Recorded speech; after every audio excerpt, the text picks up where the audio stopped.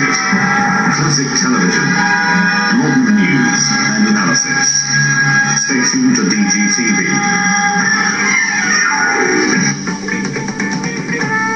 Welcome to DGTV News and Commentary with Darren Gilbert. Brought to you today by Full Beer with the Platters and Cool and the Gang. I'd hold you all night, every day of the year. Way that you taste, I love you, my dear. Oh, why don't you get into the groove? One sip won't make it clear. The whole got more taste than beer. Starlight beer, and roll call. The ship from Liverpool is top of the big example. Hey, Christmas, make a roll. Bye-bye beer. Hello bowl. Full beer.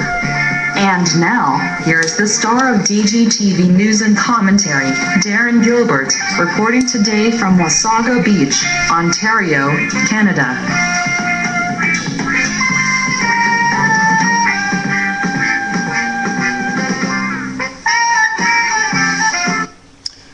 Dmitry Medvedev continues to carry water for Vladimir Putin. Yes, everyone's favorite members of the United Nations, Russia and China, have voted against enforcing a no-fly zone over top of Libya. You see, Muammar Gadaffi is bombing his own people in order to cling to power. So we have the United Nations and some other more advanced countries like the United States thought, why not have a no-fly zone over top of Libya? And the United Kingdom, David Cameron agreed, and Stephen Harper from Canada and a number of European leaders. But Russia and China have veto power at the United Nations, and they're against a no-fly zone. They think that's too much. Why do you think they're against a no-fly zone? Chairman Hu, Dmitry Medvedev, and Vladimir Putin. I know it's because they like dictatorships because they are dictatorships. And for those of you who say Russia is a democracy, it's a pretend democracy. In the last election, Vladimir Putin handpicked his successor, Dmitry Medvedev, and the only serious opposition candidate, because of all of the bullying going on, was a chess player, and they put the chess player in jail. So there was no chance he could lose the election, and he won it with over 80% of the vote. And what does he do? He carries water for Putin now that he's president and Putin is prime minister. And then of course you've got China, where they use tanks on their own people in Tiananmen Square. No, they're against no-fly zones because one day they may have to bomb their own people. Why not get rid of the United Nations and then start a no-fly zone enforced by NATO over top of Libya? But we did something like that once. We went into Iraq and then the Democrats called it an illegal war. So if we do a no-fly zone here by NATO, that will be illegal according to the Democrats' own previous accusations.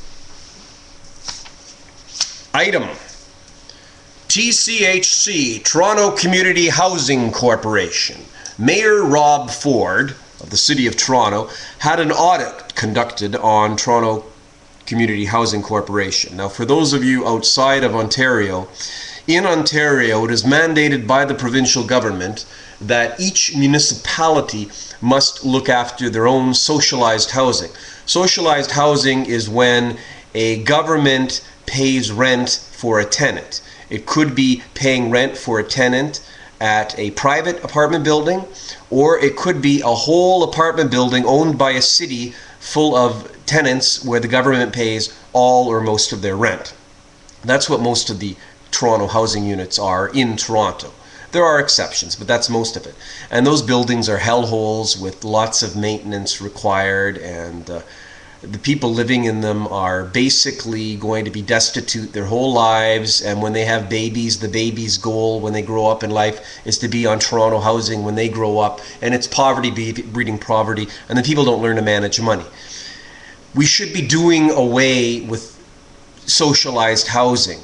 If we're going to have social payments going to people. Let them manage their own money and learn financial responsibility, because you are condemning them to poverty forever in Toronto housing.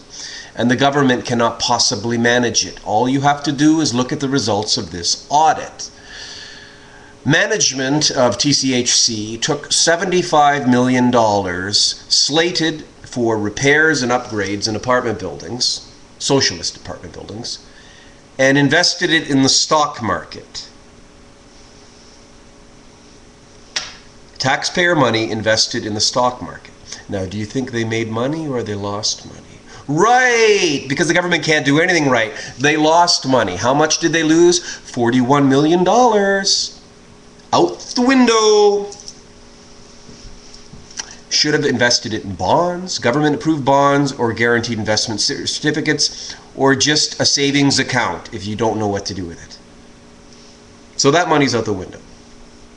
They also spent a few $1,000s on chocolates, a few $1,000s on spa days for the employees, a few $1,000s in massages, a getaway boat package learning day for $5,000. I think it was a $50,000 Christmas party one year and about 40 the next.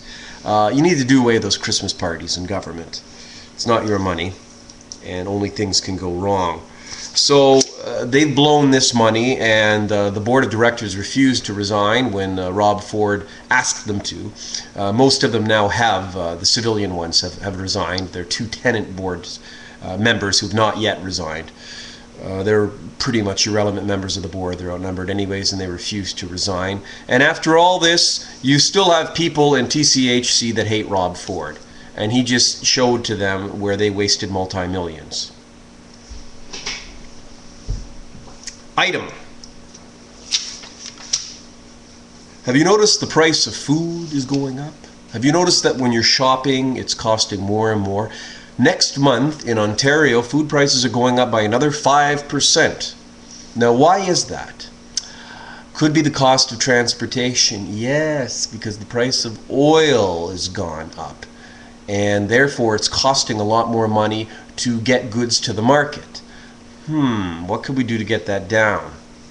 We could drill for oil in Alaska, but that would upset the moose and it would upset Democrats. We could build more refineries, but environmentalists are against that. And the way the environmental agencies are set up these days, you cannot do that. So we'll just spend more money on food. I do watch Glenn Beck, and I have been buying more groceries than normal for the past 6 months. So if stagflation comes and there's a panic in the world, I've got a good fair stash of food set away. Or we could lessen environmental regulations and start drilling more and building more refineries, not to mention nuclear plants for more electric production. And for those of you daydreaming, thinking the Chevrolet Volt is the answer, keep daydreaming. The car can go 30 miles or 50 kilometers on a charge, and then you go onto your regular size gas tank until you recharge it. It's an electric pretend guitar, just like global warming is pretend, just like most environmental things these days outside of pollution is play pretend in order to bring in government controls. Item. Hillary Clinton opined this week that American news should become more like Al Jazeera. You know what, Hillary? That's fine. Just turn the channel, use your remote, and watch Al Jazeera all the time when you want to watch the news. Okay? Don't tell us what to watch. Don't bring it in the fairness doctrine. You want to watch anti-American rhetoric on Al Jazeera? Go ahead. I'm not surprised you like it. Item. Ontario Premier Dalton McGuinty is at 16% approval in polls. That's George W. Bush territory, Dalton. Are you scared yet? The next election is just, about 7 months away here in Ontario, and it's looking like Conservative leader Tim Hudak has got the advantage right now. So we'll see how McGuinty handles himself over the remaining 7 months. There was a terrorist attack in Germany that killed a U.S. soldier this past week, and the guy was shouting Ali Akbar when he killed the American.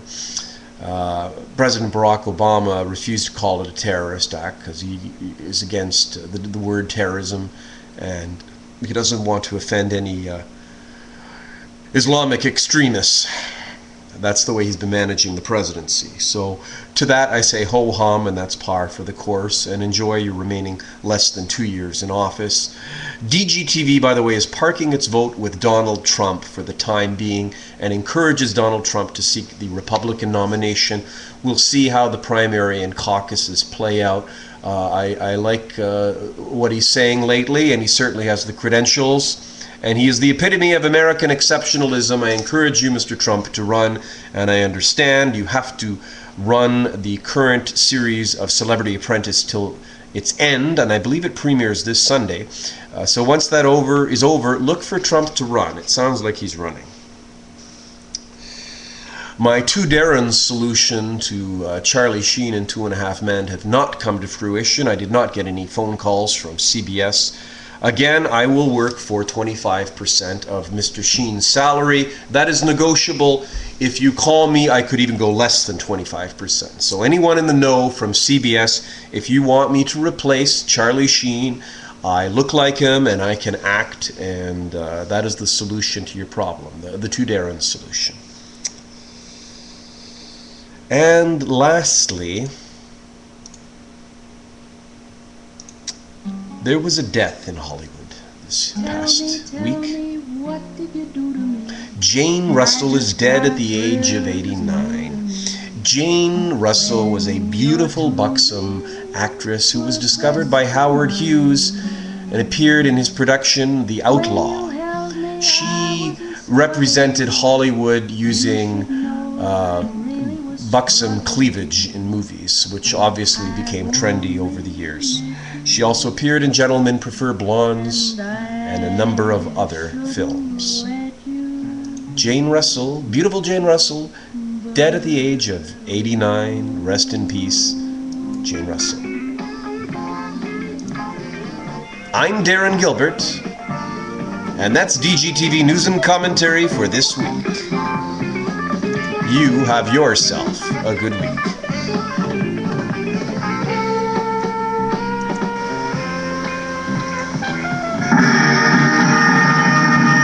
DGTV is Darren Gilbert Television. You are watching it.